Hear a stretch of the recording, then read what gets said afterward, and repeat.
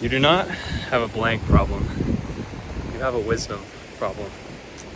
Now, I heard this quote a long time ago at this point, and ever since I heard it, I took it as gospel. I took it as fact that if I could just become wise, then all my problems would go away. And that is really what started my journey of, I guess, seeking wisdom, if you will, of reading philosophy, of reading the classics, of listening to people I considered wise, and so on and so forth. And I forgot that was what started my journey for a while, but I recently remembered that really was the start of it all. And I think about it now, and I think about how true it truly is, that we never have blank problems. We just have wisdom problems. We're just not wise enough to deal with what is happening to us globally. And that isn't to bash on anybody, and that isn't to say that your problems aren't real or this, that, or the other, but I truly believe that if you have, say, a money problem, yes, there's people in the world who truly have money problems, but I think most people, if they have a money problem now, they would have a money problem if they gained another $100,000. Because, as you probably know, and as most people know, you just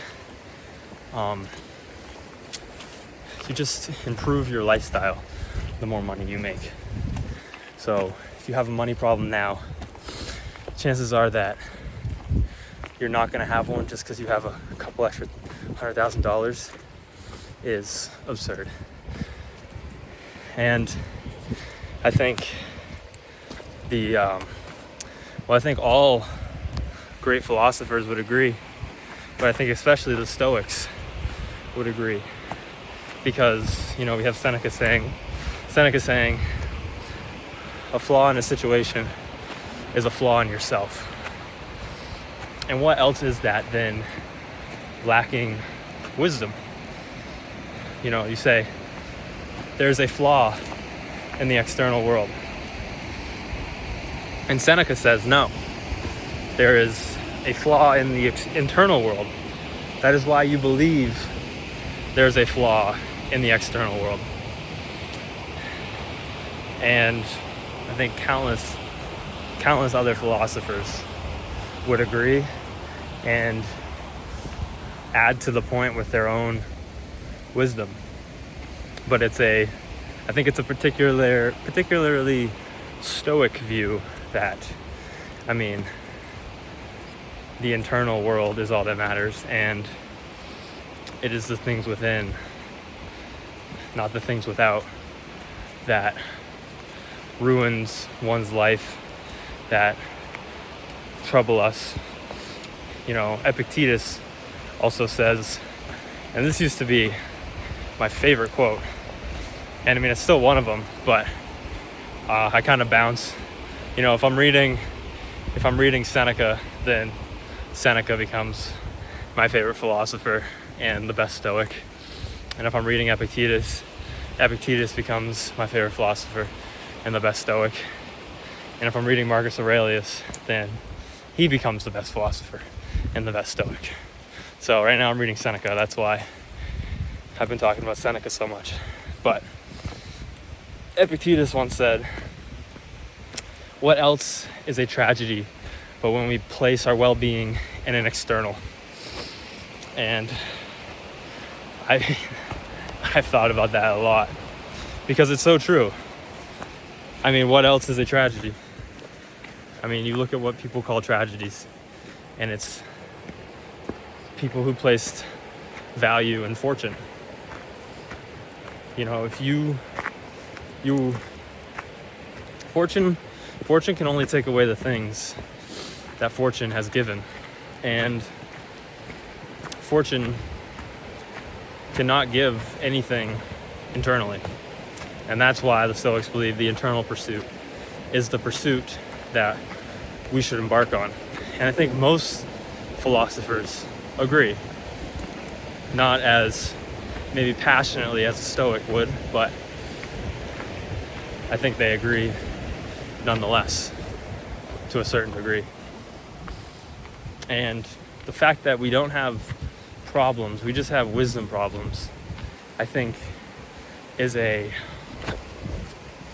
haunting but freeing realization, because then it puts it inside your control. It puts it within you. It doesn't say, oh yeah, you're right.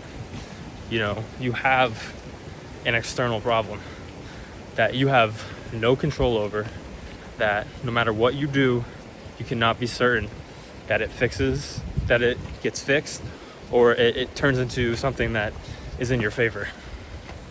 Is that not more daunting than saying that, oh, this situation is flawed because I am flawed. This seems unbearable because I am unwise. This seems this because I do not have enough wisdom in this area yet. Is that not more freeing? Because that is within you. That is within your control. And once you obtain that, well, as I said, fortune doesn't touch the things it doesn't give. And fortune doesn't give wisdom. Fortune doesn't give happiness. Fortune doesn't give peace, tranquility, any of the internal pursuits that so many of the greats have gained. They've all gone through hardships.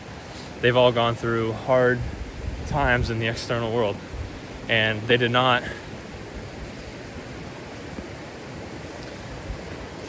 act as if a tragedy befell them, because they did not put value in the external world. At least is not as much value as people do nowadays.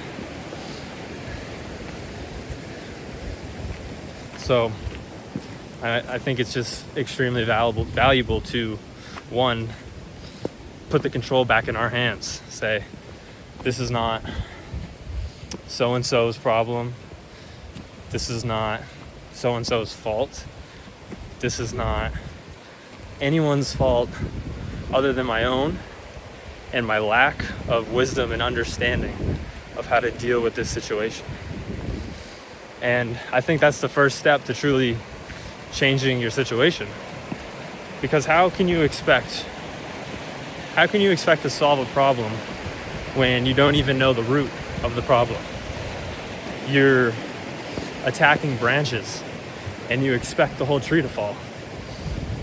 That's what we do, and that's what happens to us when we place the blame outside of ourselves. When we put the flaw in a situation instead of in ourselves. When we say, I have a problem, not I have a wisdom problem. So just regain control. Regain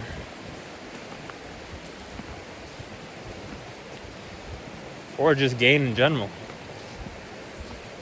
You may have never taken ownership like this before, and it is hard, and it can be scary to look back on your past and say, everything has been my fault. But it's also freeing, because that means you can change it. As I said, when we place things outside of our control, we just give away the control. And why would you ever want to give away control of your life? I know I wouldn't want to. And at times, yes, it is daunting. But at other times, it is freeing to know that your freedom and your slavery are within your control. So just remember, you don't have a blank problem, you have a wisdom problem.